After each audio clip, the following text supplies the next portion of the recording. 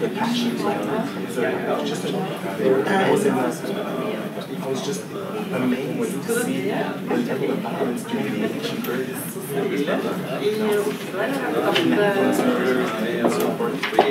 Democracy almost perverted by this lack of violence. But they did emerge finally with fairly democratically elected. Fairly. Not to be too optimistic. But not the worst.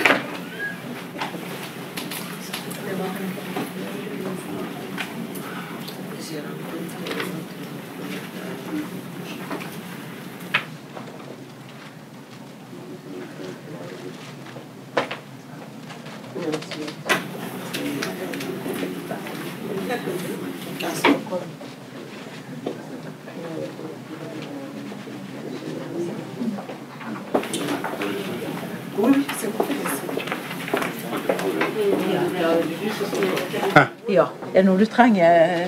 Nei, det går bra. Ja, og du har satt den sånn at kanskje du skal få litt mer papir hvis det er ikke sikkert at du trenger. Det kan hende.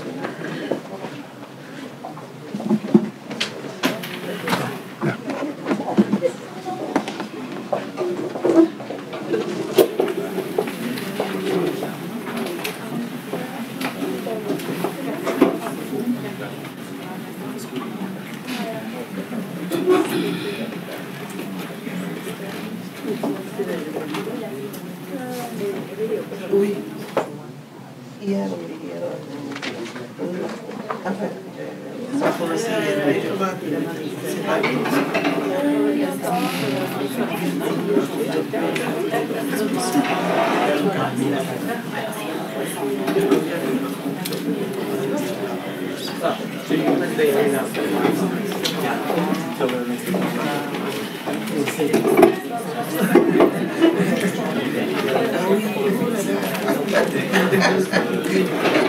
Enjoy a little bit of Norway. Yeah.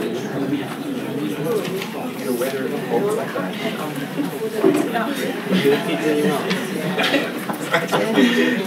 Chew it somewhere. Today and tomorrow.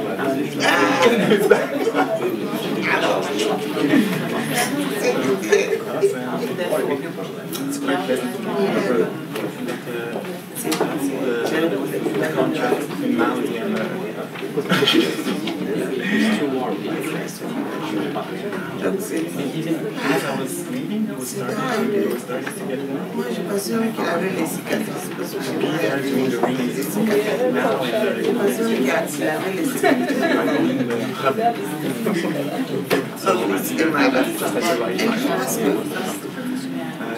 people Quand on entend parler, on a l'impression qu'il est de chez toi.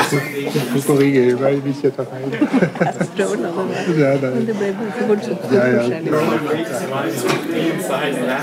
forskjellig. Quand tu vas te Det er litt mye å si. Jeg tenker ikke så til de forskjellige organer og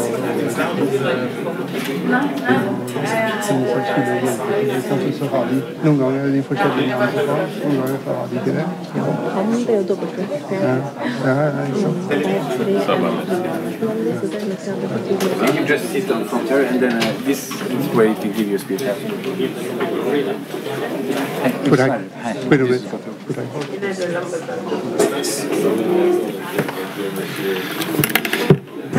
Madame et Monsieur, Ministre Bazoum, bienvenue à Nupé.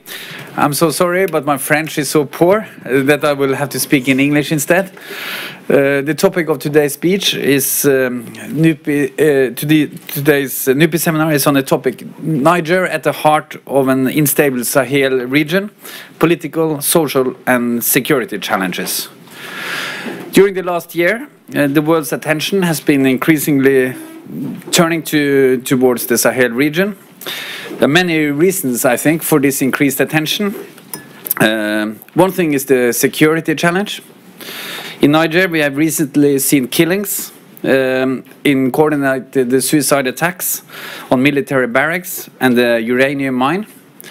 And Muslim jihadists have claimed responsibility, and they have said that they punished Niger for deploying troops to Mali. And it's suspected that the terrorists came from Libya. These incidents point towards the complex relationships in the Sahel region and to the increased instability and the use of violence. These developments, I think, are worrying and have direct implications also for Europe and for Norway. As we remember, Norwegians were killed in the terrorist attacks in Amenas in Algeria in January, and Norway also just decided to contribute to the military operations in Mali. Now, security is not the only issue on the agenda. Niger is also facing social and developmental challenges. Niger is consistently ranked as one of the lowest ranked on the United Nations Human Development Index, and the country suffers from periodic drought and desertification. Its economy is weak, and the country is facing a lot of challenges in issues like education, infrastructure, healthcare, and not at least environmental degradation. And the UN just reported that around 800,000 people will require food aid in Niger during the next months. Even though there has been good harvest, there are problems related to supplying cereals to the markets, and then there's also an influx of Malian refugees. Now, the development agenda and the security agenda is of course interrelated. The development agenda might suffer from increased insecurity, and on the other hand, the lack of development might increase insecurity. And today we have the honor of welcoming Minister Mohamed Bazoum to address some of these issues. He's the foreign minister of Niger, and he has been in Nigerian politics for a long time. And he took the office of a minister again in 2011. He will give his speech in French, and then our colleague and friend from the Ministry of Foreign Affairs over here will translate into Norwegian. And after his speech, we will open for a Q&A session. And then I think you can ask questions in any language almost, at least Norwegian, French, and English. So, Ministre, again, bienvenue at NUPI, and please take the floor. Thank you.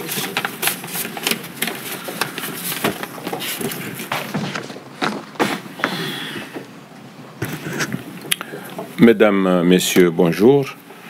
Je suis très heureux d'être ici à NUPI face à vous pour vous entretenir sur la situation qui prévaut dans la région du Sahel, en m'appesantissant bien sûr sur la situation spécifique au Niger, tant sur le plan des considérations en rapport avec sa sécurité que sur le plan des perspectives du développement économique de mon pays. God dag alle sammen. Jeg veldig glad for å ha blitt invitert av NUPI for å snakke om situasjonen i Sahel, og kanskje mer spesifikt om situasjonen i Niger. Der det to hovedpunkter. Det ene sikkerhetsspørsmålet, og det andre økonomisk utvikling og de perspektivene som følger med det. Nous sommes un gouvernement qui est en place depuis le mois d'avril 2011. Ça veut dire que nous sommes arrivés au pouvoir dans le contexte de la révolution de Libye, avec tout ce que cela avait comme implication pour la sécurité de la sous-région, au regard des quantités d'armes qui avaient été pillées et de la façon, et au regard de la façon dont ces armes se sont disséminées dans la sous-région et vers les pays du Sahel en particulier. Vår regjering kom til makten i april 2011. Vi kom med som bakgrunn for vår maktovertakelse så var det revolusjonen i Libya. Det som skjedde, det har fått konsekvenser for hele området. En rekke våpen er blitt stjålet og spredt over hele Sahel-området. Prenant le pouvoir dans ce contexte-là, nous avons de prime abord considéré que l'un des plus grands défis auxquels nous aurions à faire face et qui occuperont une bonne part de notre agenda, c'est le défi de la sécurité. Når vi kom til makten på den bakgrunnen, så regnet vi også med at en av de største utfordringene vi ville møte på vår dagsorden, ville være sikkerhetsspørsmålet. En vérité, la région du Sahel était en proie à l'insécurité depuis plusieurs années déjà auparavant. Et cela avait à voir avec ce qui a prévalu dans le nord du Mali depuis le début de la décennie 2000. I virkelighet så var Sahel-området allerede ustabil når det gjelder sikkerhet for den hadde vært det lenge, og spesielt det som har skjedd i Nord-Mali siden begynnelsen av 2000. Il n'y avait pas en vérité de fatalité à ce que l'insécurité qui a prévalu prévale. Il aurait suffi pour cela que le gouvernement malien à l'époque prit les mesures qu'il fallait qu'il prenne. Mais faute de l'avoir fait, des éléments terroristes totalement exogènes sont venus s'installer dans cette région et l'ont occupée en y favorisant une économie criminelle qui a fini par s'étendre et constituer un véritable fléau pour toute la sous-région. Det var ikke nødvendig sånn at usikkerhet ville være hovedtrekket i vårt område. Det som skjedde var at den maliske regjeringen, som burde ha tatt tiltak, ikke gjorde det. Og med det så tillot de at terrorister som kom utenfra kunne okkupere hele nordregionen og sette på plass en mafiaøkonomi som har spredt seg etterpå til hele området.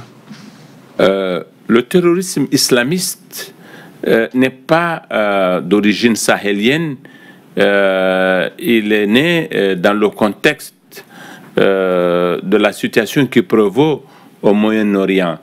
Et c'est son avatar maghrébin, né dans le contexte de la situation en Algérie de la fin des années 80, qui a migré et qui s'est installé au Sahel et qui s'est développé à la faveur de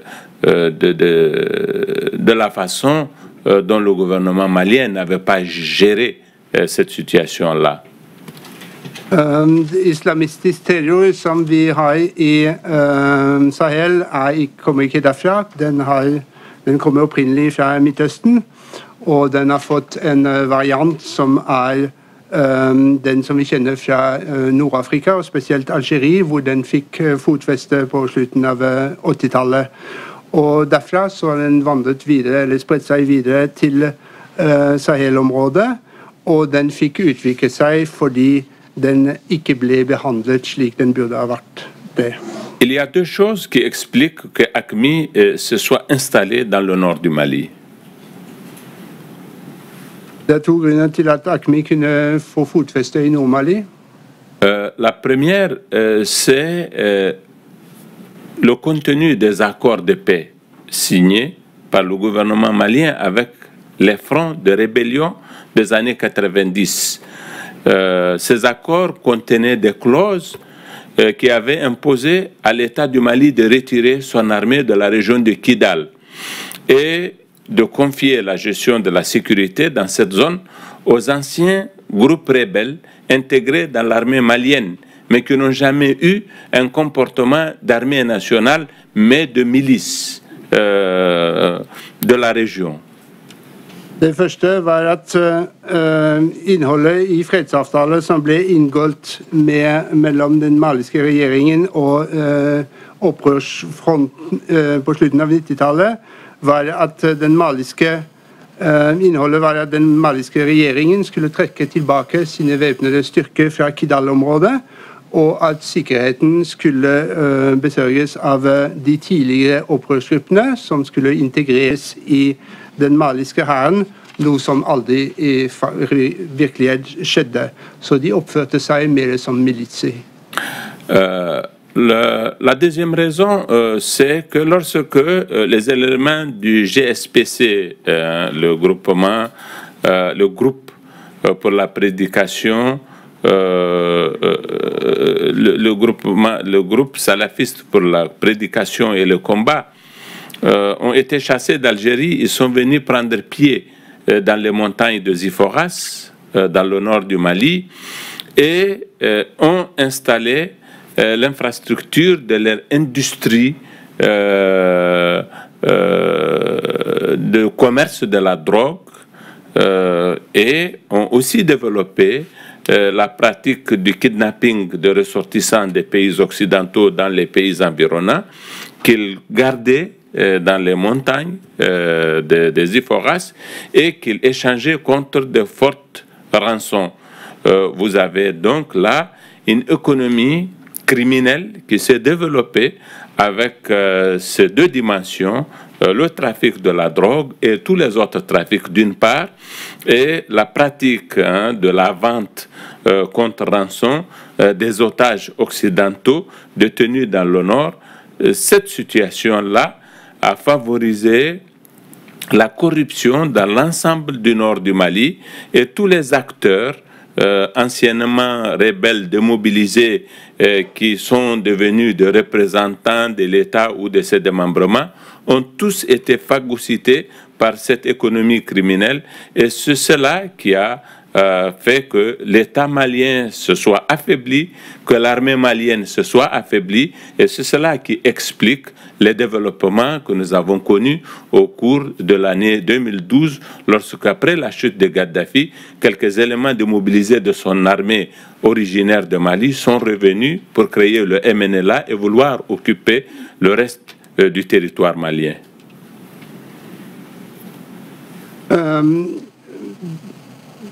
Det som vi kan kalle, altså de kaller seg for GSPC, jeg tolker vi kaller dem for salafistene, kom fra Algerie. De flyttet seg, de kunne okkupere Iforas fjellmassivet, som er nord i Mali, og der kunne de installere infrastruktur og baser for sin narkotikahandel og sin narkotikaindustri.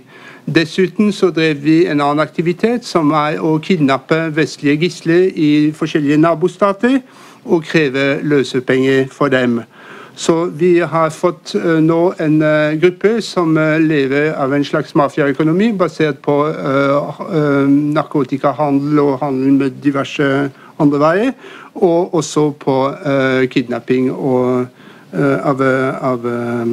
vestlige statsborgere. Med de pengene så har de kunnet kjøpe seg opp i Mali gjennom korrupsjonen. De opprørerne som skulle overta forskjellige statsfunksjoner ble spist opp av disse salafistgruppene som kunne bestikke dem. Og den maliske staten ble svekket, den maliske hæren ble svekket, og når vi fikk den utviklingen som skjedde etter Gaddafis fall, da fikk MNLA kunne okkupere hele Nord-Mali og faktisk truet med å okkupere hele landet. Le Niger a beaucoup souffert de cette situation parce que la plupart des personnes, citoyens des pays d'Europe en général, qui ont été détenus, retenus comme otages au nord du Mali, avaient été enlevés au Niger. Et évidemment, cela a un contre-coup très important sur l'image de notre pays, sur son tourisme, d'autant plus que ça concerne la région nord, qui est notre région de tourisme par excellence. Et cela a eu des effets extrêmement négatifs sur nos capacités à attirer des investisseurs dans un contexte pourtant qui était favorable parce que la demande de matières premières a augmenté dans les années 2000, les prix des matières premières ont augmenté et ce contexte-là qui aurait pu être favorable pour nous a été passablement affecté par les agissements de ces organisations qui étaient dans une relation d'entente tacite avec les autorités du Mali car elles enlevaient davantage au Niger, en Algérie, en Mauritanie qu'au Mali où elles n'enlevaient même pas d'ailleurs jusqu'à la fin de l'année 2011. Niger har litt veldig mye av den situasjonen, fordi mange av disse vestlige borgere som ble tatt som gisler i Nord-Mali, de ble kidnappet i Niger. Og selvfølgelig så ble det det svekket veldig mye vår image som turistnasjon, og desto mer at det er vårt nordområde som var vår største turistområde. Det fikk også et veldig negativt påvirkning på investeringene, mens situasjonen var faktisk gunstig for oss når det gjaldt råvarer, både når det gjaldt etterspørselen og når det gjaldt pris på dem. Disse handlinger kunne skadet vårt land, mens med Malis stilltiende samarbeid, fordi veldig få av de kriminelle handlingene fant sted faktisk i Mali, så de slapp inntil nylig, så de fikk være i fred fra regjeringen. C'est sur fond de cette situation si dégradée dans le nord du Mali qu'est intervenue la chute de Gaddafi et que des éléments de son armée Touareg, originaire du Mali, enrôlés dans son armée d'ailleurs pour la plupart dans les années 2000, sont revenus et ont compris qu'il aurait été possible, parce qu'il n'y avait pas d'État, il n'y avait pas d'armée, d'avancer et de conquérir des villes qu'ils n'avaient pas l'habitude d'envisager de conquérir. Et si ça s'est passé, vous vous souvenez, en une semaine, très facilement, c'est parce que le territoire était déjà sous le contrôle d'AQMI et AQMI a utilisé la rébellion Touareg du MNLA comme paravent pour avancer et en une semaine, ils ont occupé toutes les villes du nord du Mali. Det var situasjonen i Nord-Mali da Gaddafi falt. Mange av hans Tuareg-soldater som var blitt rekruttert på 2000-tallet, reiste da tilbake til Mali. Og da plutselig forstod de at de kom til et område hvor det ikke var noe stat, hvor det ikke var noe hær, hvor det var mulig å erobre byer som de egentlig aldri hadde planlagt å erobre. Og vi så at det skjedde i løpet av en uke. Så det som skjedde, det er at AQMI kunne få kontroll over et veldig stor del av territoriet ved å bruke MNLA som en slags sånne skalkeskjul som de skjøv foran seg. Compte tenu des tergiversations de la communauté internationale, vous avez vu en début de cette année, ils avaient eu l'intention d'aller occuper tout le Mali, ce qu'ils auraient pu faire en une semaine encore cette fois. Mais heureusement, grâce à l'intervention de la France, ce projet a été totalement remis en cause et depuis lors nous sommes dans une autre dynamique inverse qui va à terme et à très court terme déboucher sur une situation de pacification du Mali parce que, et c'est à dessein que j'ai insisté, les principaux acteurs étaient exogènes, n'étaient pas maliens, et désormais, ils ne sont en général plus au Mali.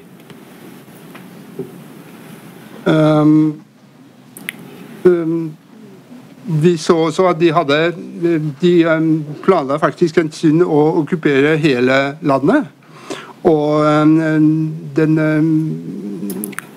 internasjonale fellesskapet reagerte veldig langsomt.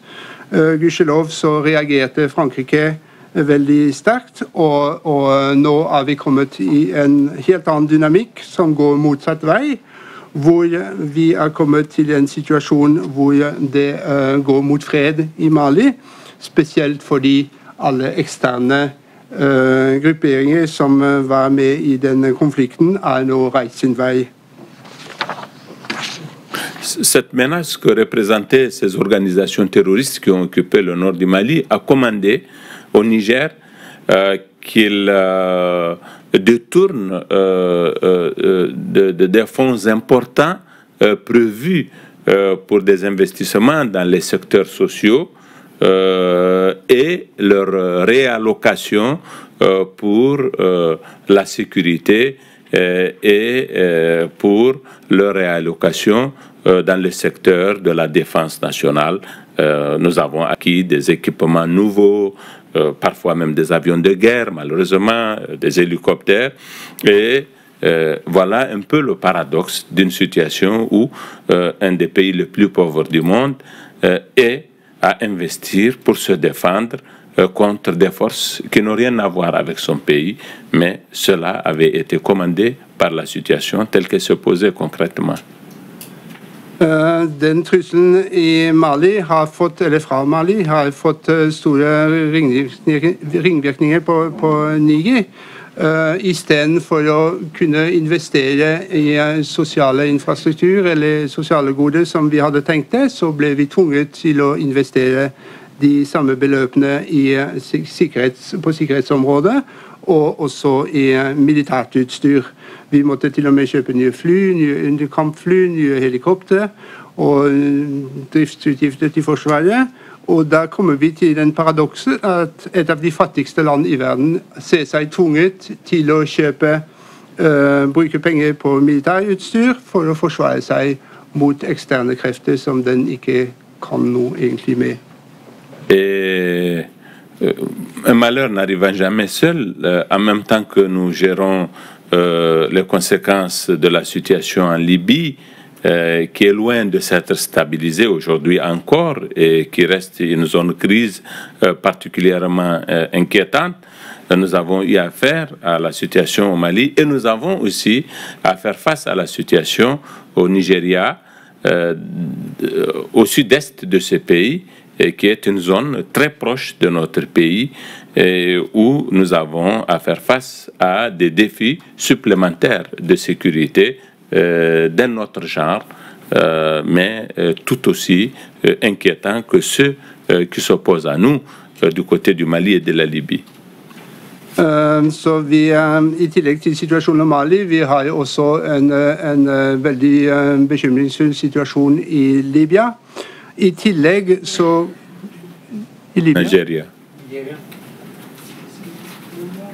Og så i tillegg så har vi situasjonen i Liberia, hvor vi Nigeria, unnskyld, hvor i nordøst i landet så har vårt land Niger blir konfrontert med sikkerhetsutfordringer som av en annen natur, men som like bekymringsfulle. Pourtant, nous étions venus avec d'autres ambitions en rapport avec les défis auxquels nous faisons face quant au développement de notre pays. Vi hadde andre ambisjoner da vi kom til makten når det gjaldt utvikling av vårt land. Le Niger est un pays du Sahel, le plus sahélien de tous les autres pays de cette région. Man kan si at Niger er det mest sahelske land i hele området. C'est un pays qui fait face au processus de désertification le plus fort de la sous-région, compte tenu de sa position géographique. På grunn av sin biografiske beliggenhet så blir den utsatt for den sterkeste ørkenspredning i hele området. C'est le pays qui paye le plus grand tribut au changement climatique et aux perturbations dans ce domaine-là. Og det er også det landet som betaler mest for klimaforandringer og klimaforstyrrelser i området. C'est un pays enclavé dont le port le plus proche, qui est celui de Cotonou, est à 1000 km de la capitale Niamey. Det er et land som ikke har tilgang til havet. Den nærmeste havneby er Cotonou, og det er 1000 km fra Niamey. C'est le pays qui a le plus grand taux de croissance démographique. Nous venons de découvrir avec ahurissement à la faveur du dénombrement que nous venons de faire de la population qui s'élève à 3,9%, pratiquement 4%, ça ne s'est jamais vu. Vi har også en uhyre sterk befolkningsvekst. Altså, vi hadde nylig en folketelling, og vi oppdaget til vår forbauselse at vi hadde en befolkningsvekst på 4,9 opp til 4%. 3,9 opp til 4, som er noe usett andre steder.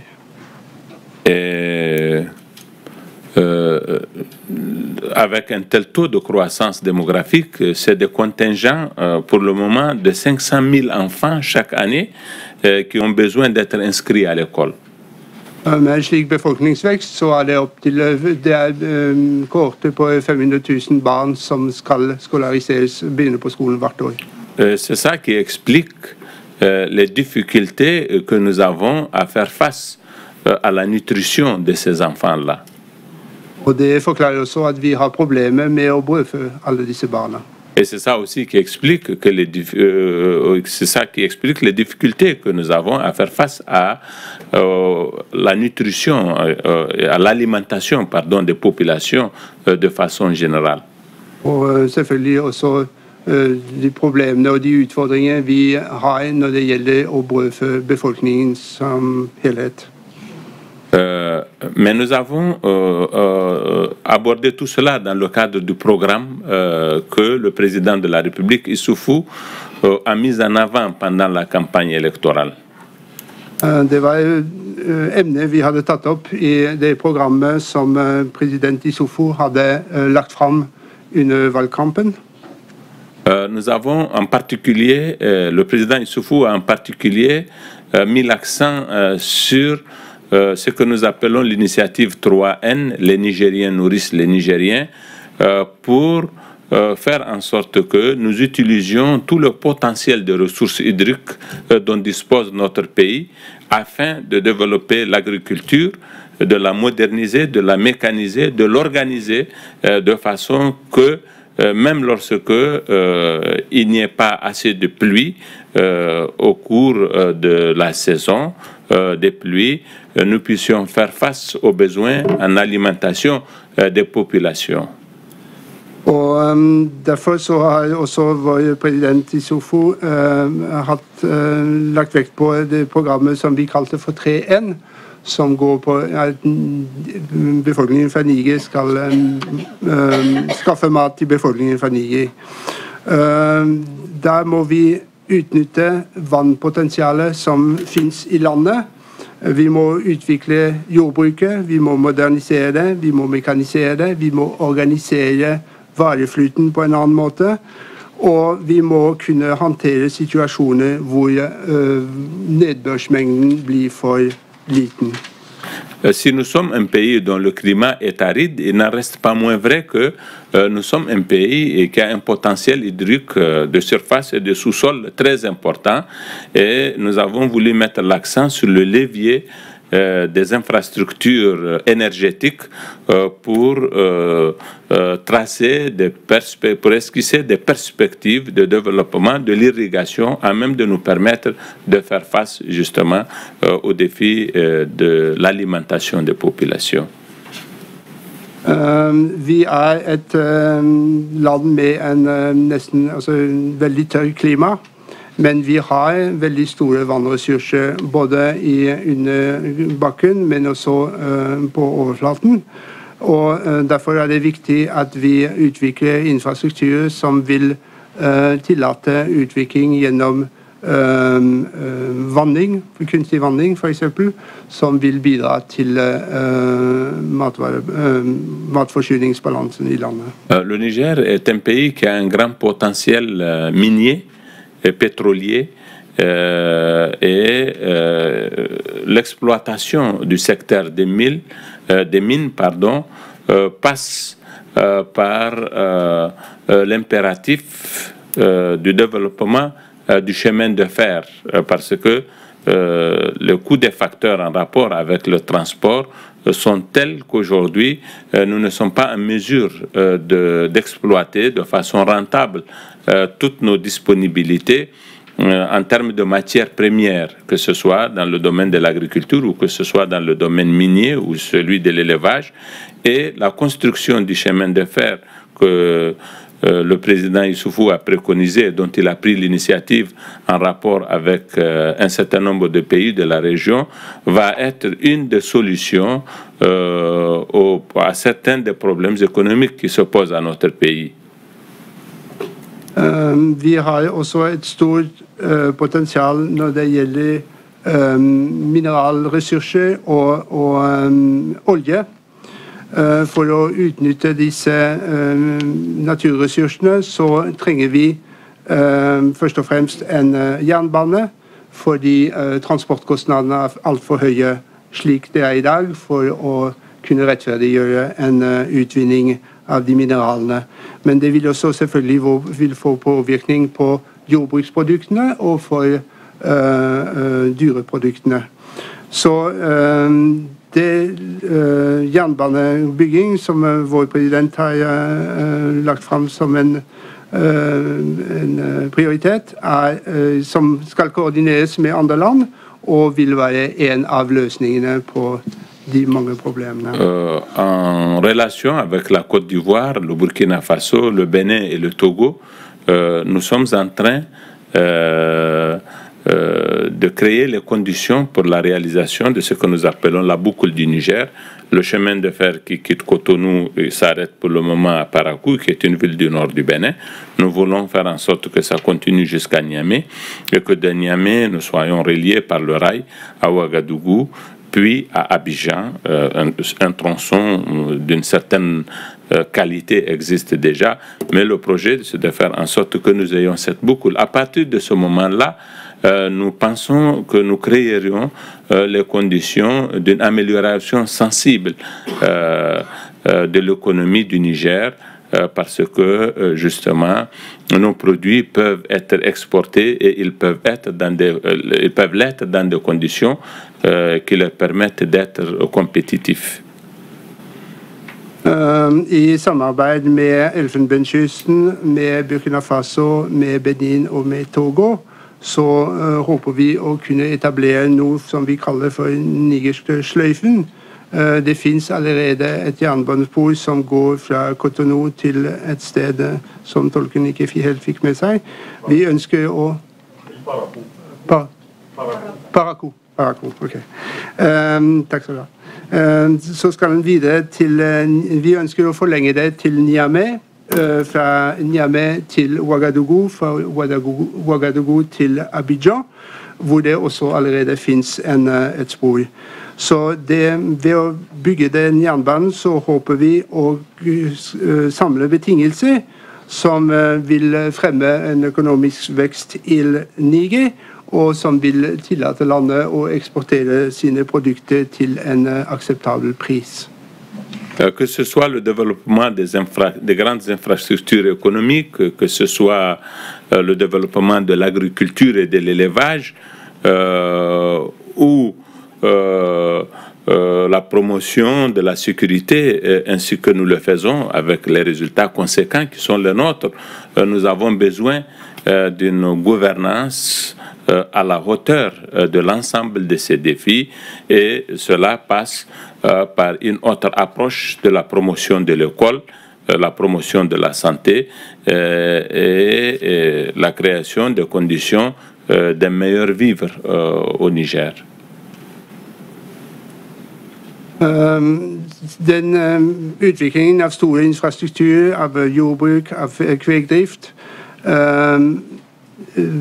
det å fremme sikkerheten med de resultatene vi allerede har oppnådd, det betinger, etter det vi forstår, en regjering som er på høyde med situasjonen, som er i stand til å satse på utdanning og helse, og vil skape betingelser for et bedre liv.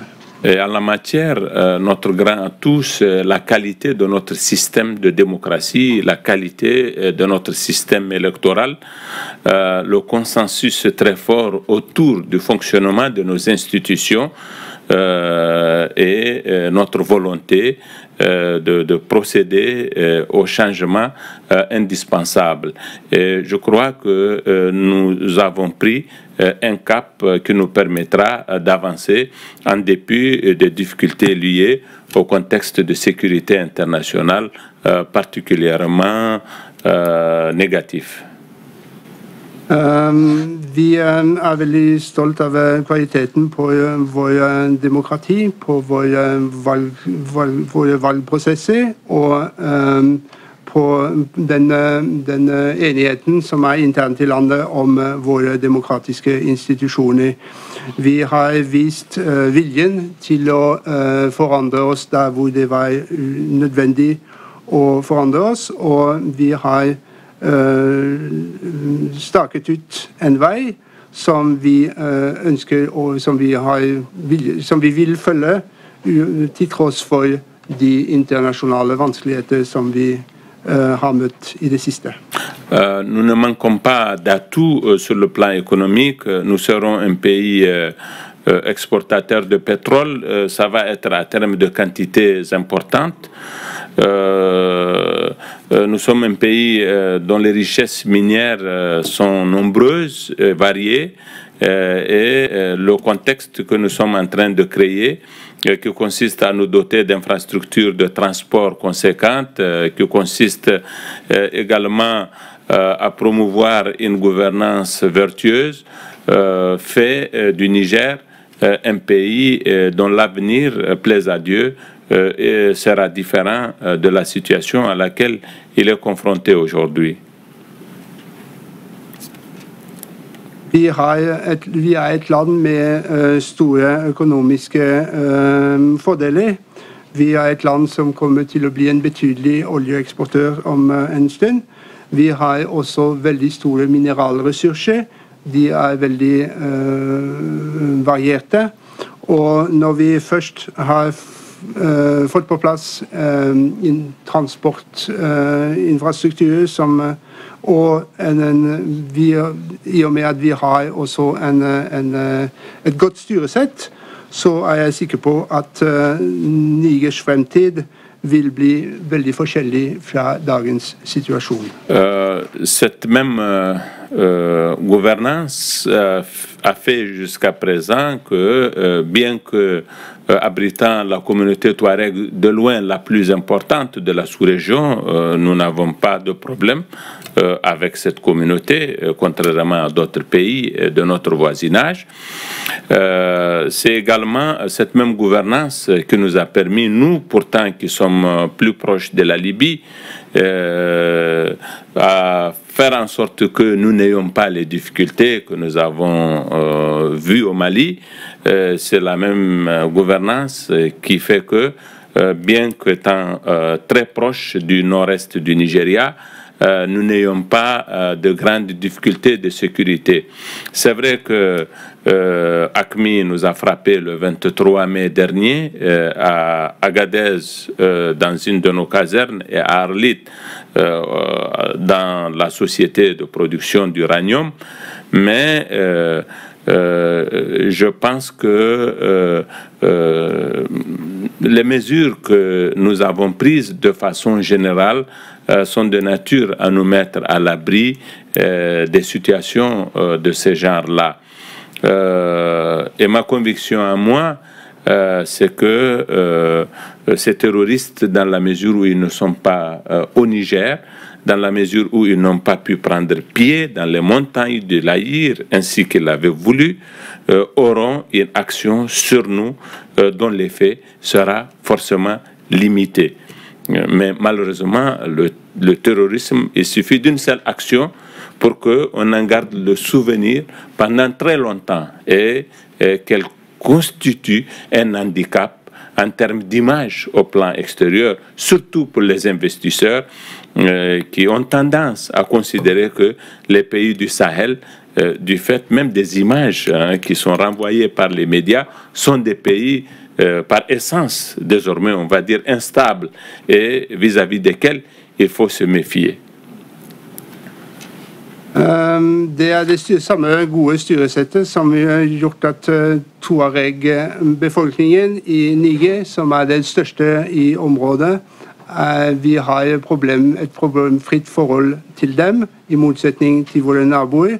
Det har også gjort at vi har også klart å håndtere situasjonen med Libya bedre enn vår nabo i Mali har gjort.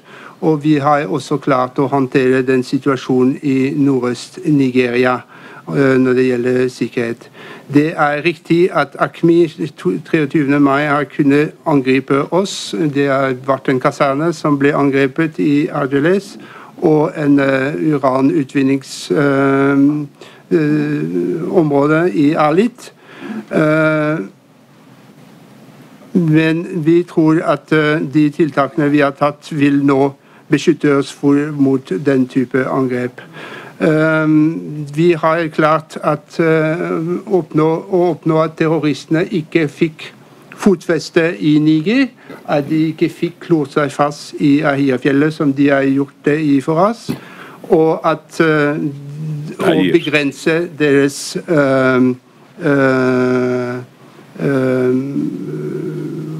aksjon i Niger.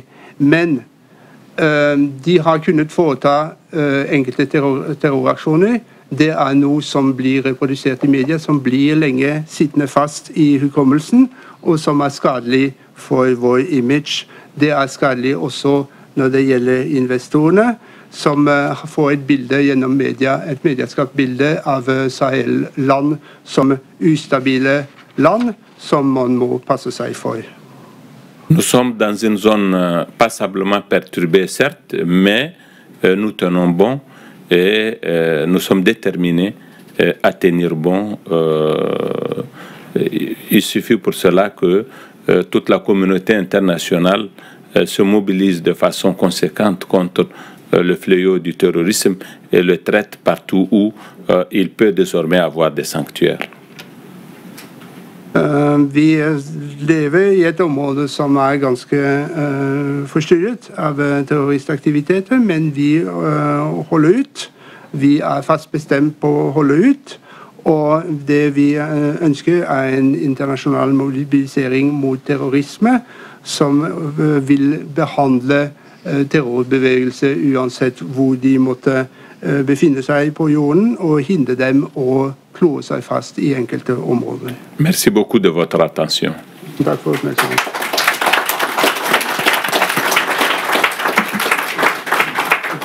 You stay up here and then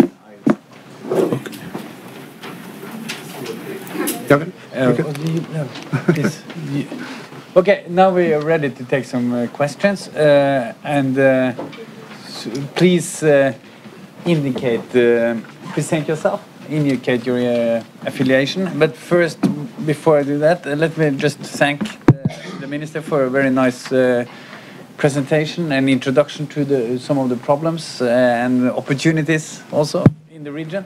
Now, so there were lots of hands up there. Over here first. There's a microphone. Leave us a microphone. Thank you. Mon nom est Tourne Rand.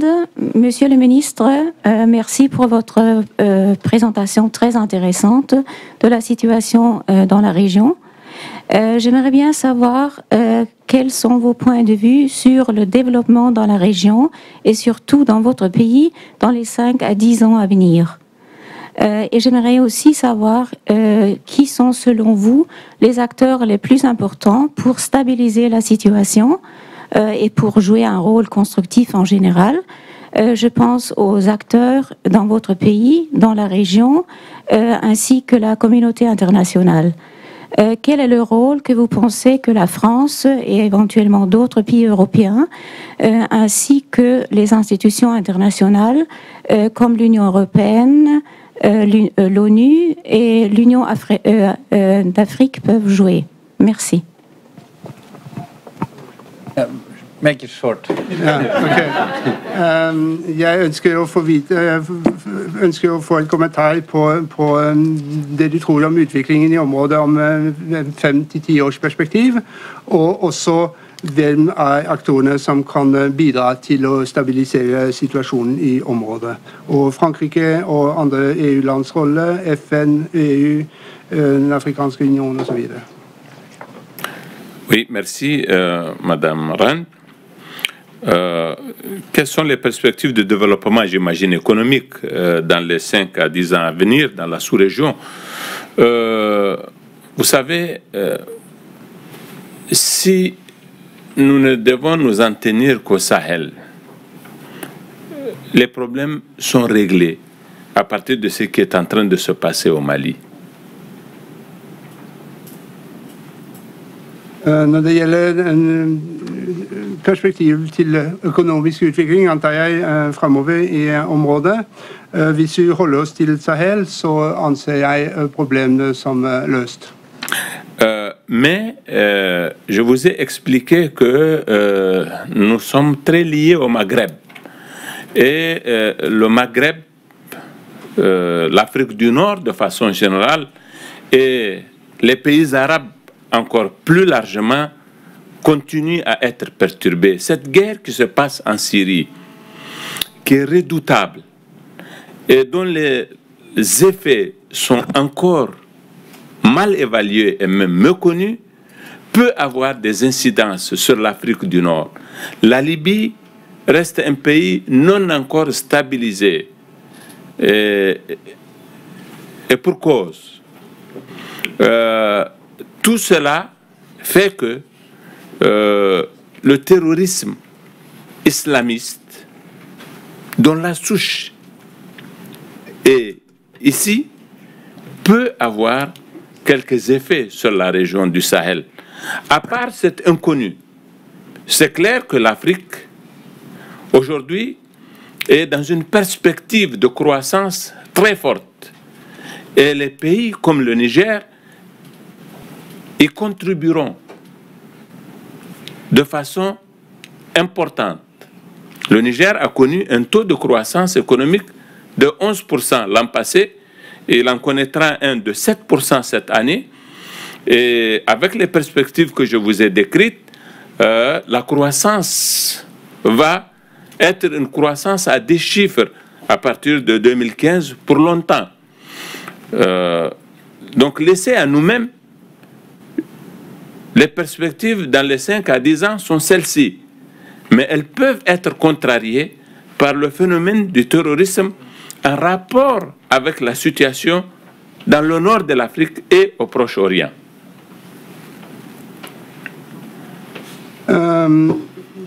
Hvis vi tenker nå at vi har problemer som også er forbundet med Nord-Afrika og med arabiske land generelt. De er fortsatt sterkt forstyrret. Vi ser jo at det er fortsatt krig i Syria, som er en fryktelig situasjon som kan ha ringvirkninger eller ettervirkninger for oss. Først for Nord-Afrika, og så på oss. Vi ser også at situasjonen er fortsatt ikke stabil i Libya heller. Så min konklusjon det er at islamsk terror kan gi seg utslag i aksjoner i vårt land. Men vi ser at Afrika i en veldig sterk vekstperiode.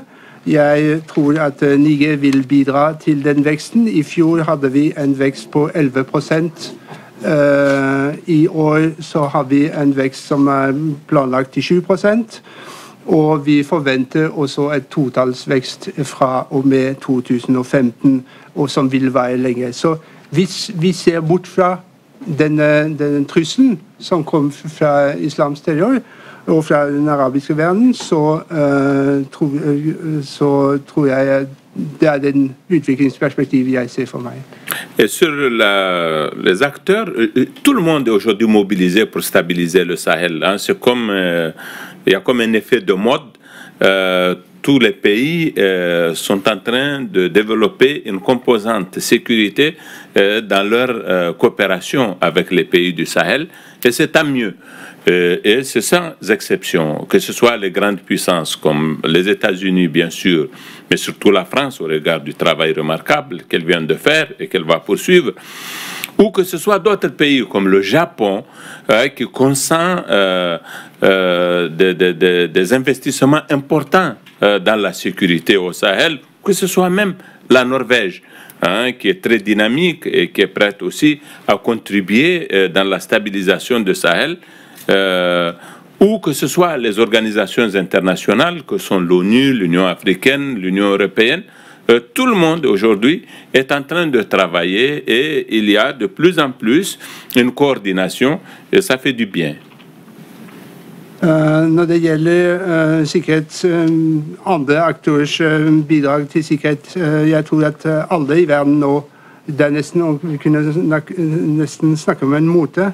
Alle har som prioritet sikkerheten og inkluderer sikkerheten i sin utviklingssamarbeid. Og det er bra. Og det gjelder både stormakter som USA, men spesielt Frankrike, som har gjort en fantastisk jobb. Det gjelder også Japan, som investerer i sikkerheten. Vi ser også at Norge, som er et veldig dynamisk land, også ønsker å engasjere seg i stabiliteten i området.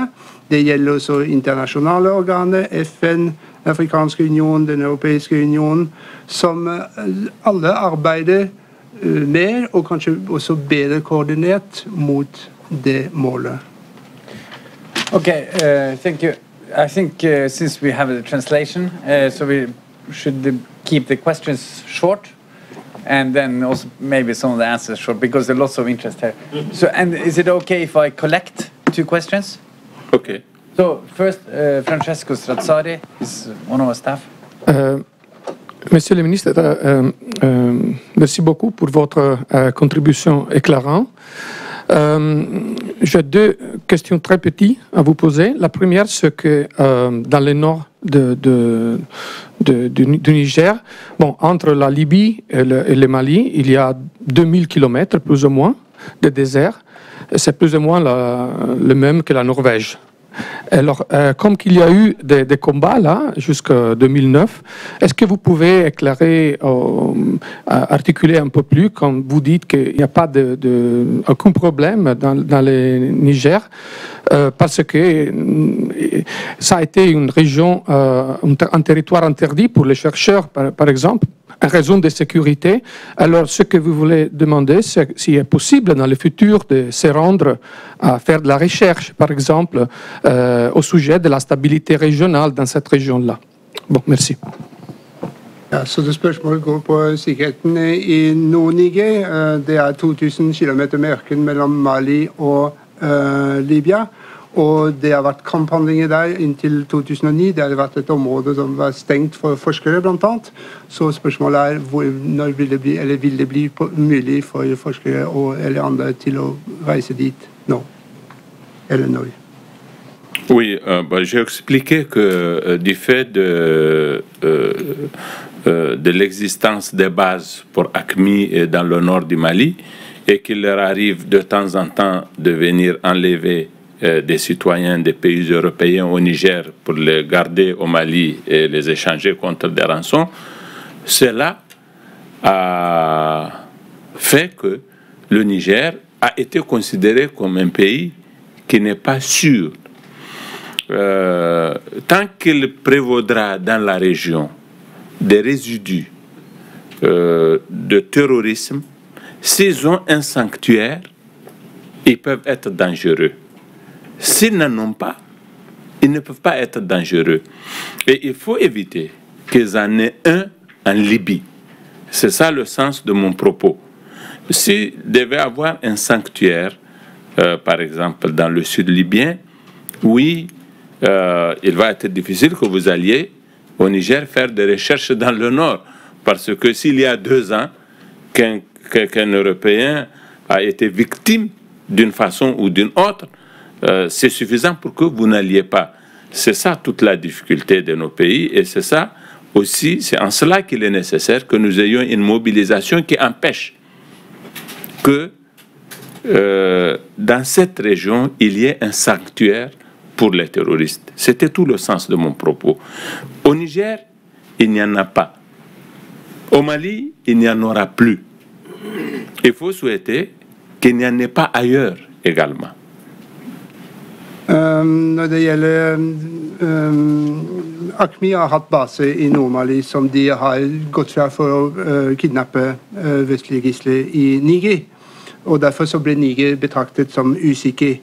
Men dette er fordi de har hatt base, og så lenge de har base, så vil de utgjøre en trussel. Når de ikke har base lenger, så vil det ikke være det. Så det vi må hindre, det er at de bygger opp nye baser i Libya.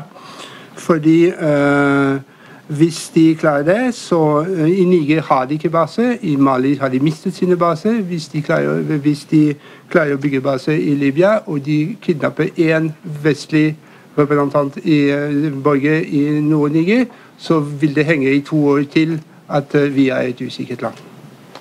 Okay, and then over there. Donc, Charles Arthur, Université norvégienne. Je reviens d'un déploiement au Nord-Mali. Ma question pour le ministre est la suivante. Hier, on a vu que le MNLA a décidé... Oh, bonjour. Alors, on a vu que le MNLA a décidé d'avoir un cessez-le-feu avec le gouvernement malien. Ma question est la suivante. Est-ce que vous voyez que c'est un point significatif dans la dynamique qui nous attend dans les prochaines semaines, notamment avec les élections? Et est-ce que vous pensez que le MNLA peut être un acteur crédible dans le futur pour le Mali? Det er et spørsmål som går om MNLAs rolle i Mali. De har jo inngått en våpenhvileavtale med regjeringen. Og da er spørsmålet, når det skal organiseres valg der, tror du at MNLA vil være en troverdig acteur i landet sitt?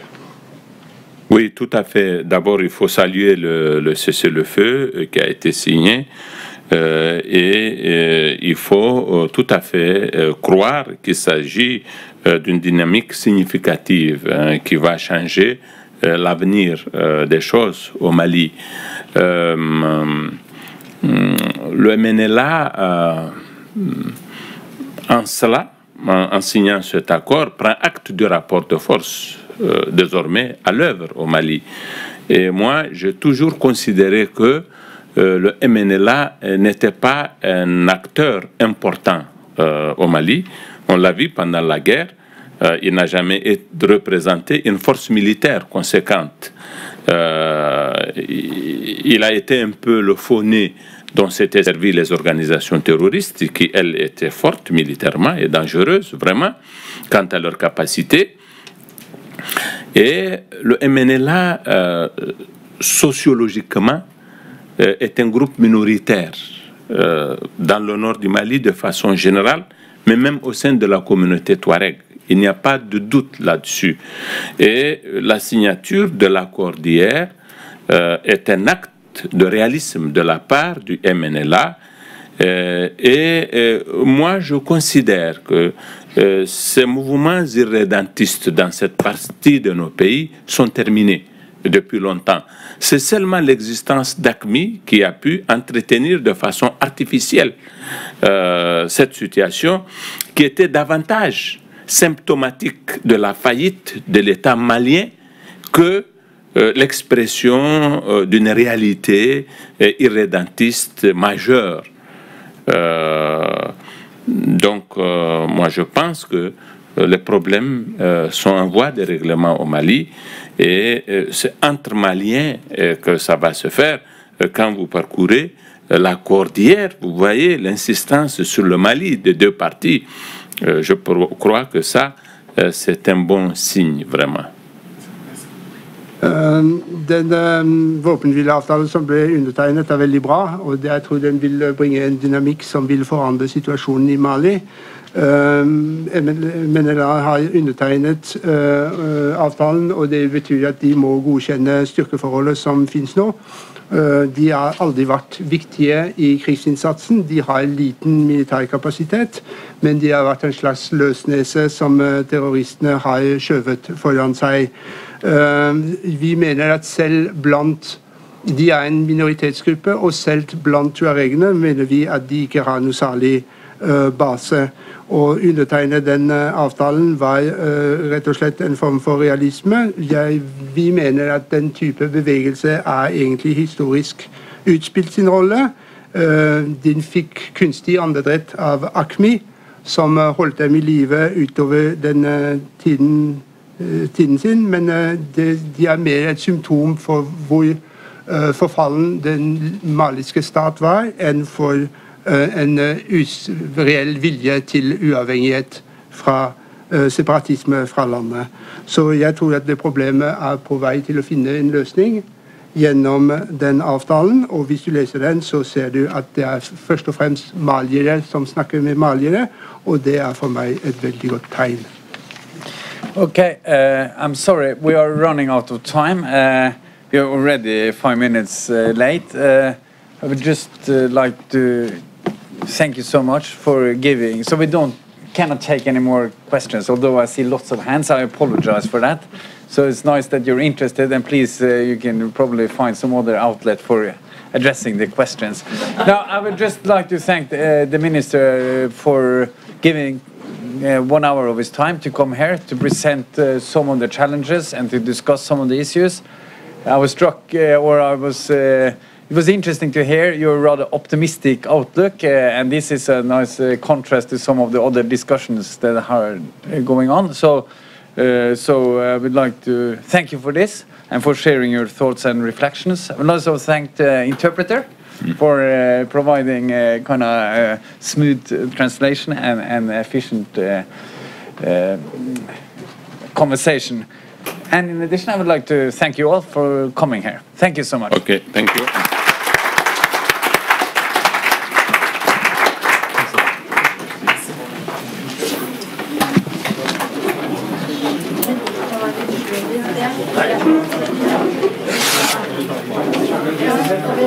Ja.